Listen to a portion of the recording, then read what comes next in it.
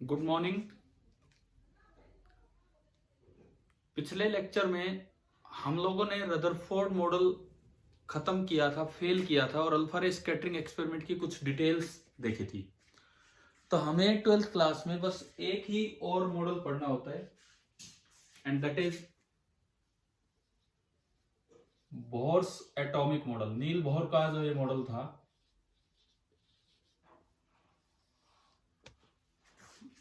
यही हमें और देखना होता है, बोहर्स मॉडल। अब इसके अंदर मेनली जो पोस्टुलेट्स थे, मतलब जो अजम्पशंस थे, बोर ने जो पोस्टुलेट्स लिए थे, जो अजम्पशंस लिए थे, वो क्या थे? मेनली 3 पॉइंट थे। यूं तो बढ़ा के कितने भी बना दो, मेन इनके 3 पॉइंट थे। पोस्टुलेट क्या होते हैं? किसी भी मॉडल के पोस्टुलेट्स का क्या मतलब है? पोस्टुलेट्स का मतलब होता है कि आप एक ऐसी बोल्ड अजम्पशन ले रहे हैं जिसका प्रूफ शायद आपके पास ना हो, लेकिन जब तक कोई गलत प्रूफ नहीं करेगा वो सही माना जाएगा। इस तरह की चीज को हम बोल देते हैं पोस्टुलेट। क्या आपको यह ध्यान है कि रदरफोर्ड मॉडल फेल होने में क्लासिकल थ्योरी का यूज था कि अगर इलेक्ट्रॉन सर्कल में घूम रहा है तो उसमें एक्सेलरेशन है, और चार्ज में जब एक्सेलरेशन होती है तो उसमें से ईएम वेव्स बाहर आती हैं, यानी कि उसकी एनर्जी बाहर जा रही है, यानी कि उसकी एनर्जी कम हो रही है and that should spiral inward the nucleus. वो सीधा न्यूक्लियस के अंदर चला जाता और एटम कोलैप्स कर जाता। क्या ये पॉइंट हो चुका था पिछले 1-2 क्लासेस में हमारा? बताएं प्लीज। Yes sir. है ना?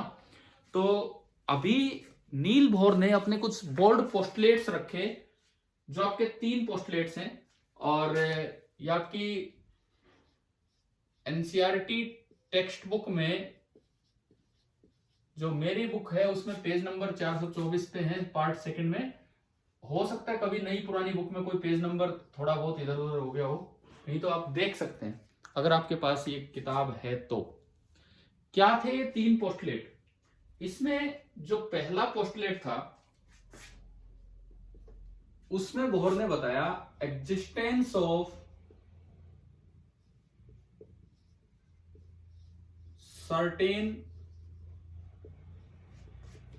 Stable orbits. Existence of certain stable orbits, कि भाई एटम के अंदर, ठीक है, मैक्सवेल वाली थ्योरी सही है कि अगर इलेक्ट्रॉन है, चार्ज है और एक्सेलरेशन में है तो ठीक है कि उसमें से रेडिएशंस बाहर आती होंगी, लेकिन भगवान ने कुछ ऐसे पर्टिकुलर ऑर्बिट बना रखे हैं कि उनमें अगर इलेक्ट्रॉन एक्सेलरेट भी करे तो भी रेडिएंट, मतलब एनर्जी रेडिएट नहीं होगी। This is opposite to the concepts of electromagnetic theory, लेकिन ऐसा पोस्टुलेट मानना पड़ा कि भाई कुछ ऐसे स्टेबल स्टेट्स हैं। ये कहा गया कि भाई ये न्यूक्लियस बीच में, अब भी वही माना गया जो रदरफोर्ड ने बताया था। ये बोले कि भाई एक ये है फर्स्ट ऑर्बिट, उसका रेडियस है r1, फिर एक और है कुछ गैप पे सेकंड ऑर्बिट, उसका रेडियस बोल दिया r2। इस तरह से बढ़ते चलेंगे। इसको बोला गया this is the first stationery orbit. This is the first stationery orbit. Now this is the second stationery orbit. इन्होंने एक बोल्ड अजम्पशन ये ले ली उस समय की बातों के खिलाफ जाके कि ये पर्टिकुलर ऐसे ऑर्बिट हैं कि इनमें अगर इलेक्ट्रॉन घूम भी रहा है, मतलब इलेक्ट्रॉन में एक्सेलरेशन भी है टुवर्ड्स द सेंटर, तो भी उसमें ईएम वेव रेडिएट नहीं होगी। टुवर्ड्स द सेंटर एक्सेलरेशन है, चार्ज है, यानी कि लॉ ऑफ इलेक्ट्रोमैग्नेटिज्म, जो कि मैक्सवेल का रूल था, मैक्सवेल्स लॉ था, is not valid in these orbits. यानी कि अगर इलेक्ट्रॉन यहां घूमेगा तो अपनी पूरी एनर्जी मेंटेन करके रखेगा। स्टेशनरी का मतलब ये है कि उसकी एनर्जी में कोई चेंज नहीं हो रहा होगा। ये था इनका मेन पहला पोस्टुलेट, आप बना लीजिए, ये इनका फर्स्ट पोस्टुलेट था।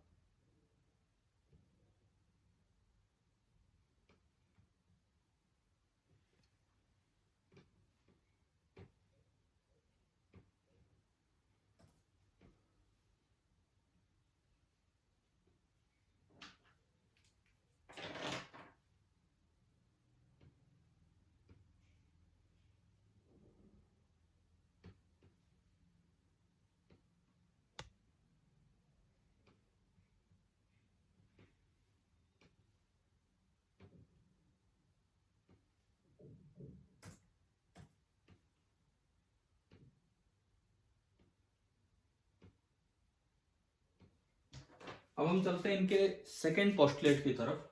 हो गया होगा ये आपका नोट। सेकंड जो पोस्टुलेट था उसमें इन स्टेशनरी ऑर्बिट्स को डिफाइन किया गया था। सेकंड जो पोस्टुलेट था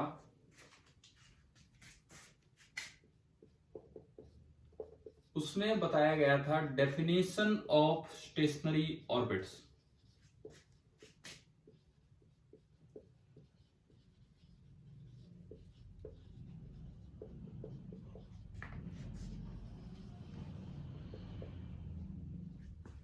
सेकेंड पोस्टुलेट में स्टेशनरी ऑर्बिट्स को डिफाइन किया गया।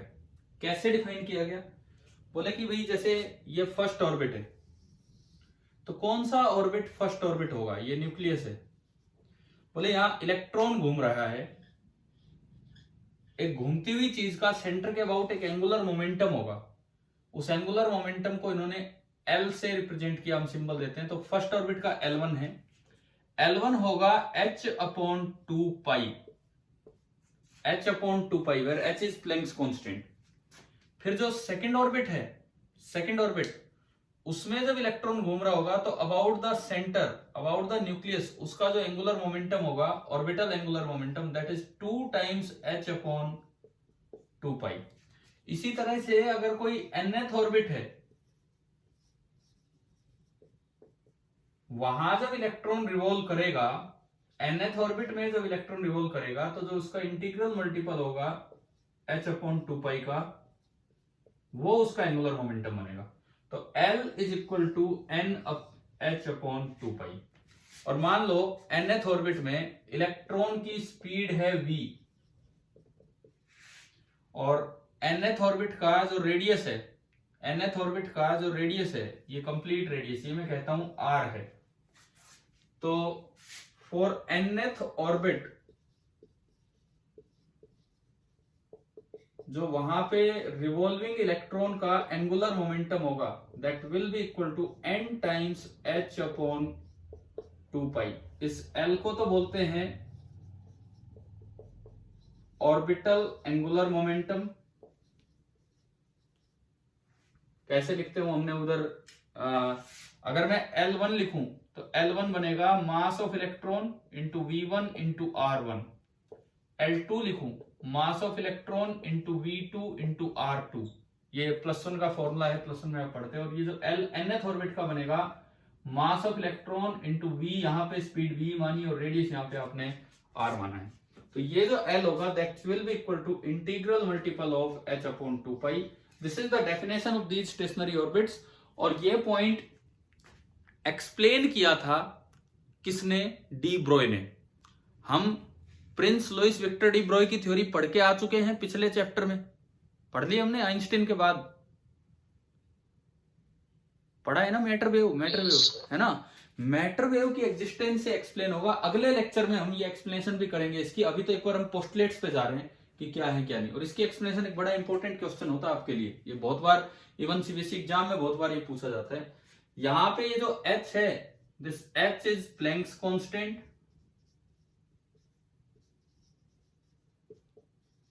और ये जो N है इसको केमिस्ट्री की भाषा में बोल देते हैं principal quantum number, orbit number.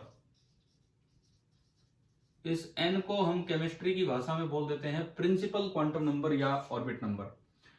इस पोस्टुलेट को ये भी नाम दिया जाता है Bohr's quantization principle. This is also known as Bohr's quantization principle. ये आपका है सेकेंड पोस्टुलेट, बड़ा इंपॉर्टेंट पोस्टुलेट था जो एक्सप्लेन बाद में हुआ। अब इन्होंने देखो किस तरह से सोचा होगा, ये भी एक बात ही है।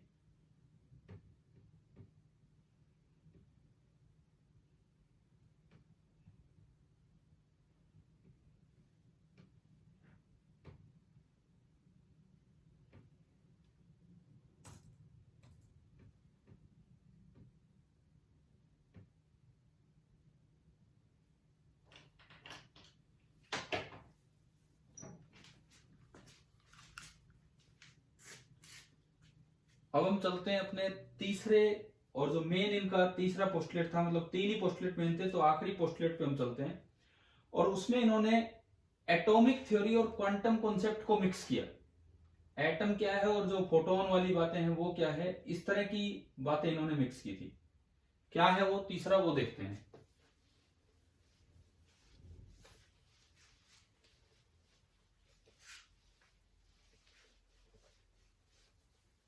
तीसरा जो आपका पोस्टुलेट था बोर मॉडल का,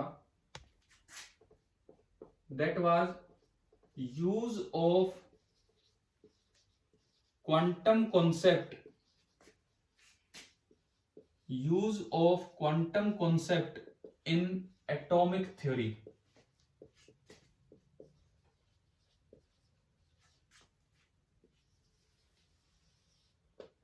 एटॉमिक थ्योरी में क्वांटम कॉन्सेप्ट को इन्होंने कैसे यूज किया। ये सेंटर पे न्यूक्लियस है, this is your first orbit, this is your second stationery orbit. मान लो इलेक्ट्रॉन सेकंड ऑर्बिट में चल रहा है, तो उसकी एनर्जी कुछ फिक्स है। सेकंड ऑर्बिट की जो भी एनर्जी होगी वो फिक्स है, वो हम देखेंगे बाद में। तो अपने आप इलेक्ट्रॉन, इन्होंने कहा कहने को ये स्टेशनरी ऑर्बिट है, लेकिन स्टेशनरी का ये मतलब नहीं है कि इलेक्ट्रॉन पक्का फिक्स हो गया कि वहीं रहेगा। कहने को ये स्टेशनरी ऑर्बिट है, लेकिन इलेक्ट्रॉन जंप कर सकता है higher to lower orbit. Electron अपने आप उतर के आ सकता है, ये जंपिंग अपने आप पॉसिबल है। Electron can jump from outer orbit to inner orbit, ये स्टेशनरी ऑर्बिट्स की बात हो रही है, ऑन इट्स ऑन, अपने आप वो आ सकता है। मान लो जब ये यहां जहां था इस ऑर्बिट में जब इलेक्ट्रॉन था, तो उसकी एनर्जी को मैं कहता हूं ई इनिशियल, और जब इस ऑर्बिट में इलेक्ट्रॉन आया तो उसकी एनर्जी को मैं कहता हूं ई फाइनल। जब इलेक्ट्रॉन ऐसे जंप कर रहा है तो वो थोड़ी सी एनर्जी लूज कर रहा है, बाहर वाले ऑर्बिट में एनर्जी ज्यादा होती है और अंदर वाले ऑर्बिट में एनर्जी कम होती है। तो जब ये लूज करेगा तो एक ईएम रेडिएशन बाहर बन के आएगी, एक ईएम वेव बाहर बन के निकलेगी, जिनको बाद में सीरीज का नाम दिया गया, लाइमन सीरीज, बामर सीरीज, ये सब चीजें। इस ईएम वेव में जो फोटोन आ रहा होगा, एक फोटोन, ये जो एक पैकेट है, देखो क्वांटम कॉन्सेप्ट डाल दिया एटॉमिक थ्योरी में, बोले कि जो इस पैकेट की एनर्जी है, अच्छा अगर मान लो इस ईएम वेव की फ्रीक्वेंसी न्यू है, तो पैकेट की एनर्जी क्या होगी फोटोन थ्योरी के अकॉर्डिंग। पैकेट की एनर्जी क्या होगी अगर इस ईएम वेव की फ्रीक्वेंसी न्यू है, तो बताओ, अगर कोई वेव चलती है उसकी फ्रीक्वेंसी न्यू है, तो उसमें एक फोटोन की एनर्जी का क्या फॉर्मूला हुआ करता था, एच न्यू। पैकेट की एनर्जी बनेगी एच न्यू, यानी कि जो एच न्यू बनी फोटोन की energy, that is equal to E initial minus E final. एक इन्होंने ये कॉन्सेप्ट दिया था, और इन तीन पोस्टुलेट से बहुत सी चीजें एक्सप्लेन हो गई थी। ये आपका तीसरा पोस्टुलेट है, ये भी आप नोट कीजिए।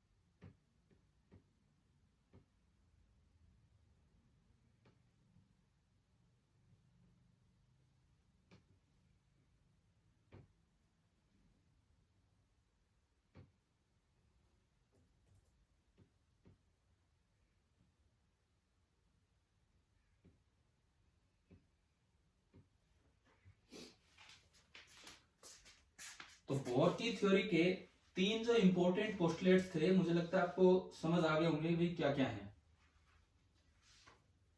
ठीक है, अब देखो इन पोस्टुलेट्स की मदद से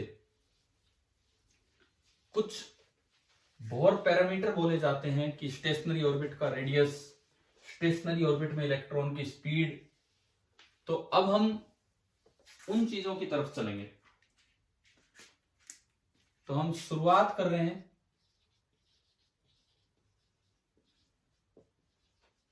बोर्स पैरामीटर से।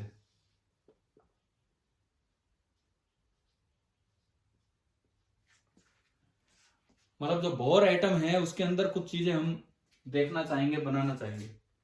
सबसे पहली बात, मान लो ये कोई भी एक स्टेशनरी ऑर्बिट है, कोई भी हमने एक स्टेशनरी ऑर्बिट माना और उस स्टेशनरी ऑर्बिट का रेडियस सपोज r है। मैं कहता हूं this is nth stationery orbit. ये आपका nth स्टेशनरी ऑर्बिट है और इसमें जो इलेक्ट्रॉन घूम रहा है उसकी स्पीड है v। ये हमें दिया है।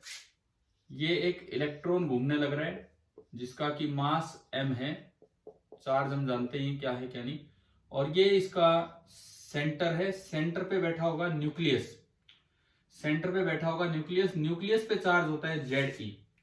सपोज ये एलिमेंट जो है, ये एलिमेंट है XZA। A है एटॉमिक नंबर और Z है एटॉमिक नंबर और A है मास नंबर। तो नंबर ऑफ प्रोटॉन्स Z हो गए, तो न्यूक्लियस पे जो चार्ज होगा that is equal to Ze। And for hydrogen atom Z1 हो जाएगा। तो देखो जब ये इलेक्ट्रॉन घूम रहा है, न्यूक्लियस पे पॉजिटिव, इलेक्ट्रॉन पे नेगेटिव, तो न्यूक्लियस इस इलेक्ट्रॉन को अपनी तरफ अट्रैक्ट करेगा with a force F।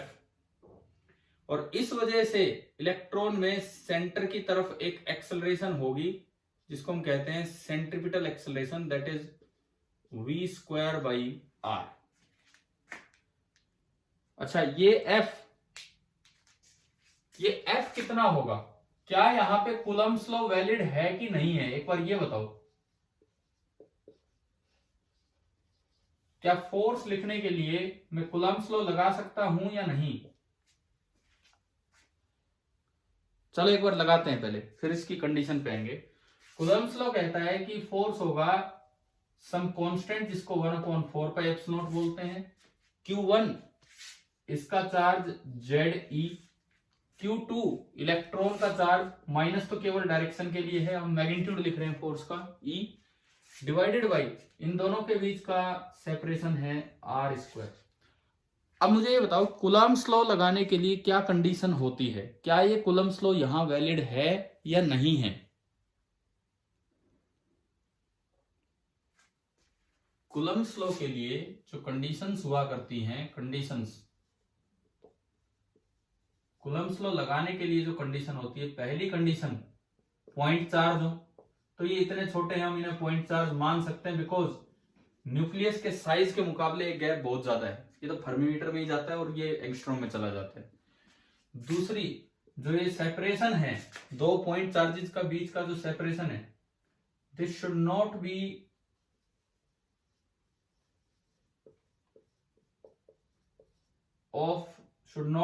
of the order of फर्मीमीटर और लेस। इतना कम नहीं होना चाहिए कि फर्मीमीटर या उससे कम पे बात चली जाए, मतलब 10⁻⁻15 मीटर के आसपास ना जाए। और ये जो आर है ये तो उससे काफी बड़ा है, ये आर तो 10⁻⁻10 मीटर होता है। तीसरी एक और कंडीशन कभी आपने इलेक्ट्रोस्टैटिक्स में पढ़ी होगी कि charge should be at rest. पढ़ा है कि नहीं? पढ़ा है कूलम्ब्स लॉ लगाने के लिए charge should be at rest. Yes sir. तो फिर यहां चार्ज रेस्ट पे है कि नहीं है? मोशन में है सर, ये v वेलोसिटी से रोटेट करेगा ना। तो फिर कूलम्ब्स लॉ वैलिड है कि नहीं है, बताओ। तीसरी जो कंडीशन होती थी, दो में से कोई एक चार्ज रेस्ट पे हो, उसको आप सोर्स चार्ज बोल देते हैं। Source charge must be at rest. तो आप बाहर वाले को टेस्ट चार्ज मानिए, बाहर वाले को टेस्ट चार्ज मानिए, तो न्यूक्लियस जो है वो तो रेस्ट पे है ही, यानी कि कूलम्ब्स लॉ यहां पे वैलिड है। इसका मतलब कूलम्ब्स लॉ यहां पे वैलिड है। तो कूलम्ब्स लॉ वैलिड है तो आप न्यूटन सेकंड लॉ लगाएं, ठीक है भाई, ये इसकी कंडीशंस होगी, ये हमने सारी की सारी कंडीशन देख ली कि कूलम्ब्स लॉ लगने की ये कंडीशन थी और इस हिसाब से लग गया। तो देखो, by Newton's law second on electron, net force is equal to mass into acceleration. तो नेट फोर्स, ये coulomb force, K into Z E into E divided by R का square is equal to mass हमने माना है m और acceleration towards the centre है v square by r। तो एक इक्वेशन तो मेरी ये बनी। आप बताओ, r और v में एक रिलेशन आ गया, समझ कैसे बनाया? r और v में एक रिलेशन क्लियर हो गया होगा आपको। ठीक है, दूसरा relation by second postulate. Second postulate जो आपने पढ़ा था वो क्या कहता है बोर का, कि एंगुलर मोमेंटम इज क्वांटाइज्ड। अब इसका जो ऑर्बिटल एंगुलर मोमेंटम होगा वो तो होगा mvr और सेकंड पोस्टुलेट के अकॉर्डिंग वो होगा nh/2π। तो मेरे लिए ये दो काम की इक्वेशंस होंगी जो आगे कुछ पैरामीटर्स को निकलवाने में मदद करेंगी। ये r और v में दो रिलेशन आ गए, तो दो रिलेशन, दो इक्वेशन से दो वेरिएबल सोल्व हो सकते हैं। आप पहले ये नोट कर लीजिए, कूलम्ब्स लॉ की कंडीशन भी साथ में लिखना।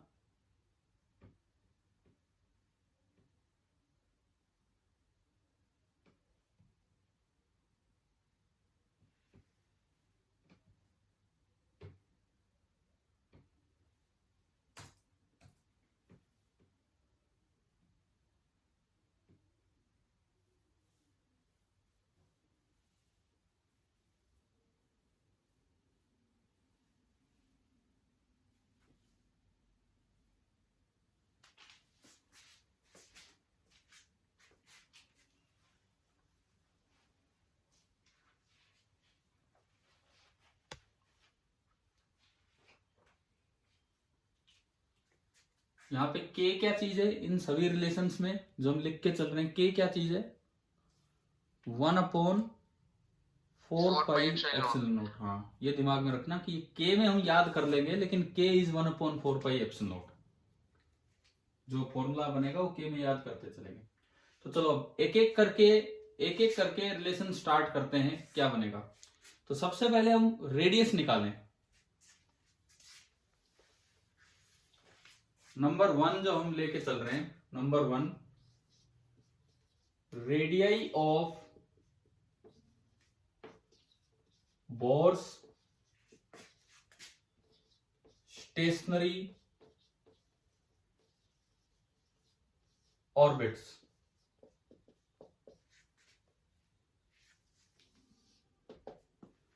Radii of Bohr's stationary orbit, सबसे पहले हम ये निकालते हैं, इसके रेडियस का क्या कुछ एक्सप्रेशन आना है।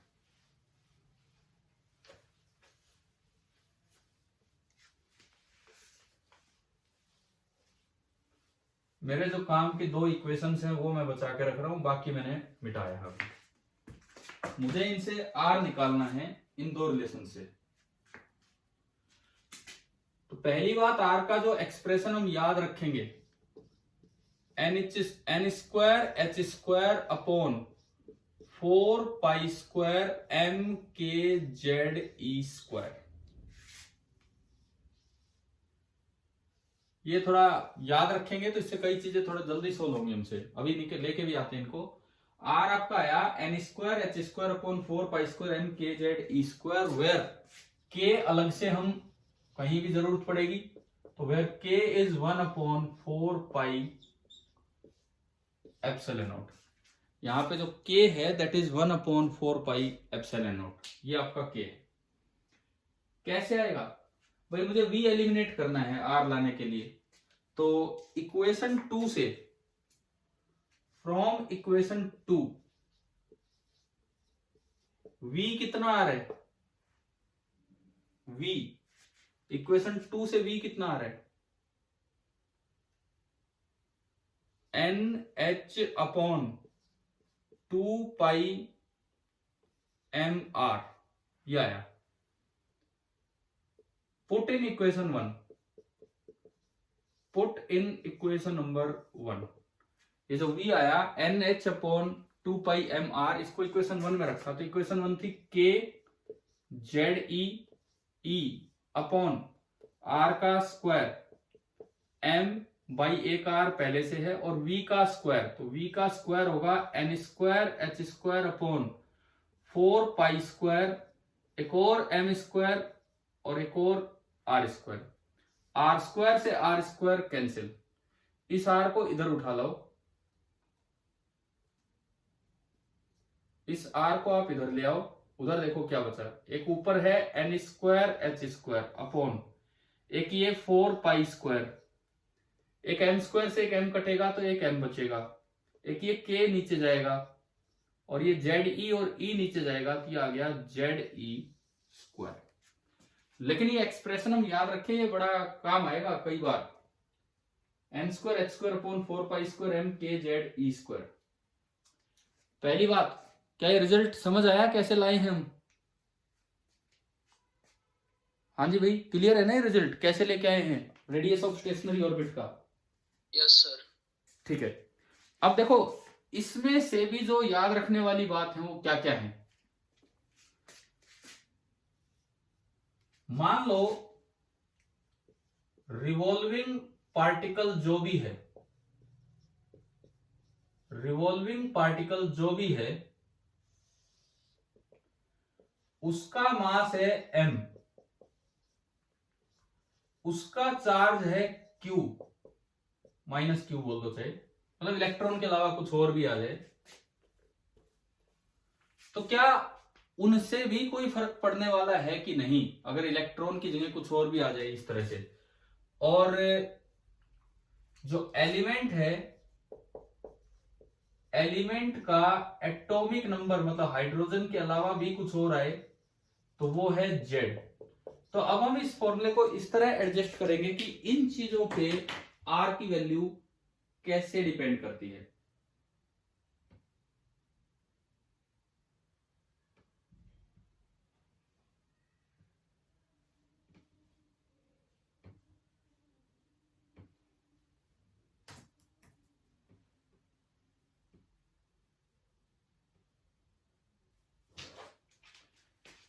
देखिए इन चीजों पे कैसे डिपेंड करती है वो मैं आपको दिखाता हूं।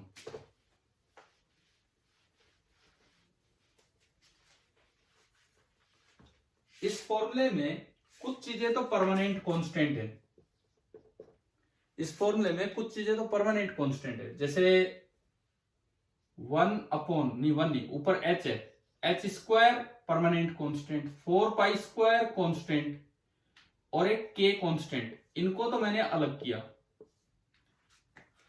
रिवॉल्विंग पार्टिकल पे डिपेंड करने वाली जो चीजें हैं, रिवॉल्विंग पार्टिकल पे डिपेंड करने वाली जो चीजें, अच्छा इसमें से भी एक ही आप अलग कर सकते हो, एक ई आप अलग कर सकते हो, क्योंकि वो प्रोटॉन का चार्ज है, वो तो फिक्स है न्यूक्लियस में। इसके अलावा बचा 1 अपॉन और एक n स्क्वायर है जो मैं लास्ट में देखूंगा, 1 अपॉन m z और एक बचा आपका q।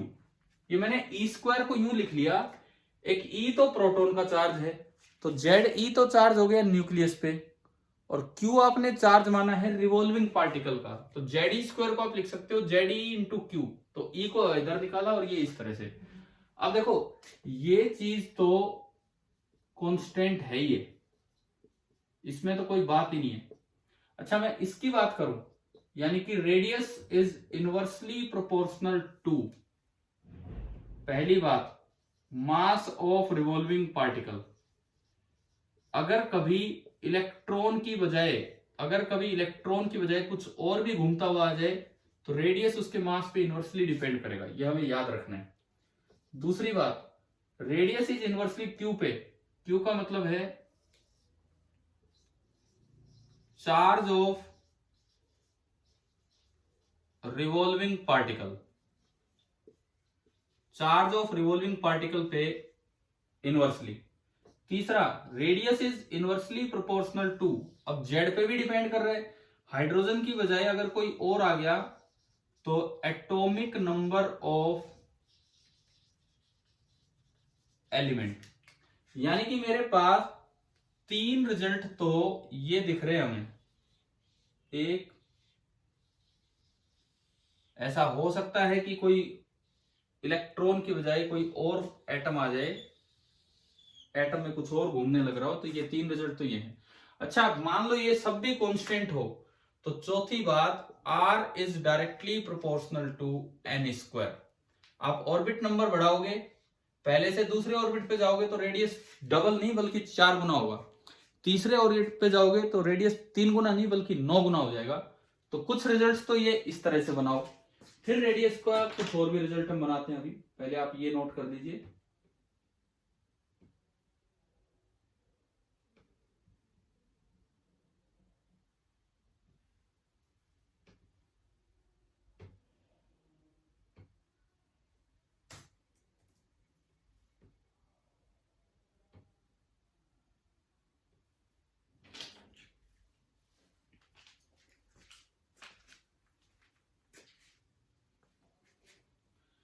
देखो, इसके बाद और आगे देखते हैं। मान लो मैं इलेक्ट्रॉन की ही बात करूं और एच एटम की ही बात करूं। For electronic H atom, for electronic H atom, जिसमें कि इलेक्ट्रॉन घूम रहा होगा। इलेक्ट्रॉनिक एच एटम में ये जो रेडियस है ऑर्बिट का, m mass of electron, z1 और q की जगह e, तो ये बनेगा कांस्टेंट जो बनेगा h square upon 4 pi square k, एक e और e स्क्वायर और एक मास ऑफ इलेक्ट्रॉन और z है 1 हाइड्रोजन एटम के लिए, तो ये बना। और इसके अलावा आया n स्क्वायर, ये सब इकट्ठा हो गया। अच्छा, ये जो कांस्टेंट है, ये जो आपने ये जो कांस्टेंट दिख रहा है, इस कांस्टेंट की जो वैल्यू आती है वो आती है 5.29 इंटू 10⁻⁻11 मीटर, या फिर 0.529 एंगस्ट्रॉम। यानी कि nth ऑर्बिट का जो रेडियस होगा हाइड्रोजन एटम में, nth ऑर्बिट का रेडियस का डायरेक्ट फॉर्मूला बोर के तरीके से आ गया 0.529 इंटू एन स्क्वायर एंगस्ट्रॉम। अब अगर n1 है तो फर्स्ट ऑर्बिट का रेडियस सीधा ही आ रहा है 0.529 एंगस्ट्रॉम। ये वैल्यू हमें याद रखनी है भाई, ये जो छोटी वैल्यू है ना, क्योंकि बार बार इतना कैलकुलेशन कौन करेगा एग्जाम में, हम ये याद रख के चले।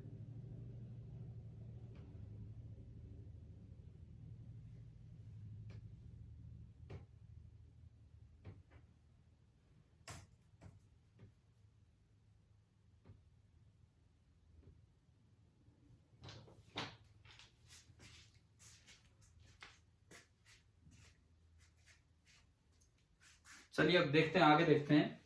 यहां तक अगर आपको समझ आया तो एक कंपैरेटिव क्वेश्चन लेते हैं हम।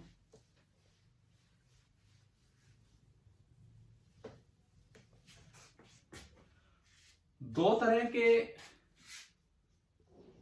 एच एटम्स हैं।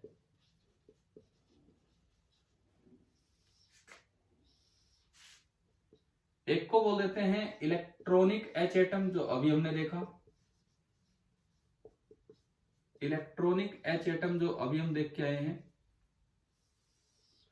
दूसरा आपका है म्योनिक एच एटम, जो मैं अभी बता रहा हूं क्या है, muonic H atom. Electronic H atom में सेंटर पे एक प्रोटॉन होता है, एक प्रोटॉन बस, और कुछ नहीं, और बाहर एक इलेक्ट्रॉन घूम रहा होता है, इलेक्ट्रॉन। इलेक्ट्रॉन का जो चार्ज है दैट इज -e, और जो मास है दैट इज me, और इसके फर्स्ट ऑर्बिट का रेडियस है r1। जो मैं इधर बना रहा हूं सेकंड वाला म्योनिक एच एटम,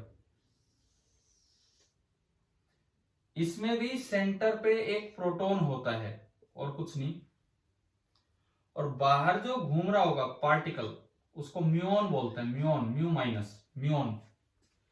म्यूऑन पार्टिकल का चार्ज तो उतना ही होता है जितना इलेक्ट्रॉन का है। जो इसका मास होता है वो 207 टाइम्स मास ऑफ इलेक्ट्रॉन है। इसके फर्स्ट ऑर्बिट के रेडियस को मैंने r1 बोला है और इसके फर्स्ट ऑर्बिट के रेडियस को मैं r1 डैश बोल रहा हूं, r1 डैश। r1 तो अभी हम पढ़ के आए, r1 अभी हम पढ़ के आए, बताओ r1 कितना है? First orbit of H atom का रेडियस है कितना? r1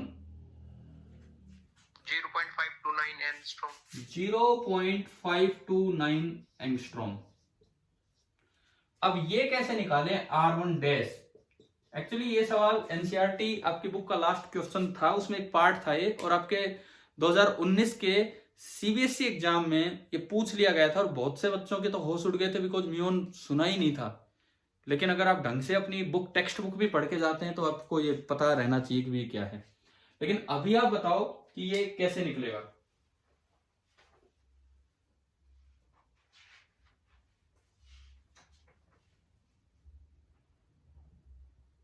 हाँ जी बोलिए, आपने रिजल्ट बनाए थे अभी। मास ऑफ रिवॉल्विंग पार्टिकल पे रेडियस कैसे डिपेंड करता है? मास ऑफ रिवॉल्विंग पार्टिकल पे जो रेडियस है वो कैसे डिपेंड करता है? इनवर्सली डिपेंड करता है ना, पढ़ा था ना अभी हमने, ये फॉर्मूला में या भी रहा है नीचे। तो इसका मतलब ये हुआ कि r1 बाई r1 डैश, इसमें तो इलेक्ट्रॉन घूम रहा है तो वो तो मास नीचे आ जाएगा, और उसमें म्यूऑन घूम रहा है तो उसका मास ऊपर आ जाएगा। Me से Me इनवर्सली प्रोपोर्शनल हो गया, और यहां से r1 डैश हो गया r1 अपॉन 207, यानी कि ये जो बनेगा r1 0.529 एंगस्ट्रॉम अपॉन 207। ये इसको निकालने का तरीका है। जब आप इसे सोल्व करोगे तो ये वैल्यू आती है 2.56 इंटू 10⁻⁻13 मीटर। तो इस तरह से ये रिजल्ट सीधे यूज हो जाते हैं, आप इसे नोट कर लीजिए।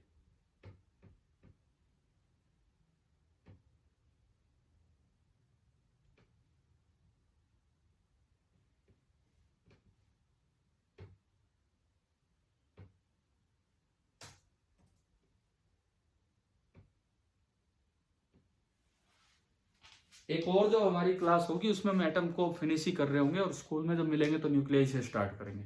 ठीक है भाई, अभी ये मीटिंग ऑफ होने वाली है।